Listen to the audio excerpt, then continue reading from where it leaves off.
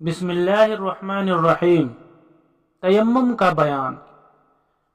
جس کو وضو یا غسل کرنے کی حاجت ہو اور پانی نہ ملے یا پانی ہو لیکن اس کے استعمال سے سخت بیماری ہو جانے کا خوف ہو یا مرض بڑھ جانے کا، یا رسی ڈول یعنی کنویں سے پانی نکالنے کا سامان موجود نہ ہو، یا دشمن کا خوف ہو، یا سفر میں پانی 1 میل کے فاصلے پر ہو، تو ان سب صورتوں میں وضو اور غسل کی جگہ تیمم کر لیں۔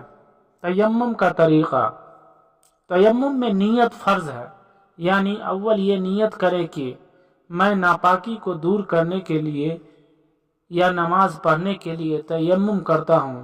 نیت کے بعد دونوں ہاتھوں کے ہتھیلیوں کو انگلیوں سمیت پاک مٹی پر ماریں، پھر ہاتھ جھاڑ کر تمام منہ پر ملیں اور جتنا حصہ منہ کا وضو میں دھویا جاتا ہے اتنے حصے پر ہاتھ پہنچائیں، پھر دوبارہ اسی طرح مٹی پر ہاتھ مار کر ہاتھوں کو کوہنیوں تک ملیں اور انگلیوں کا خلال بھی کریں۔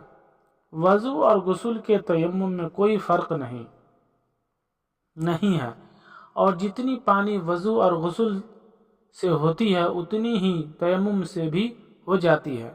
اگر 20 سال بھی پانی نہ ملے تو تیمم ہی کرتا رہے۔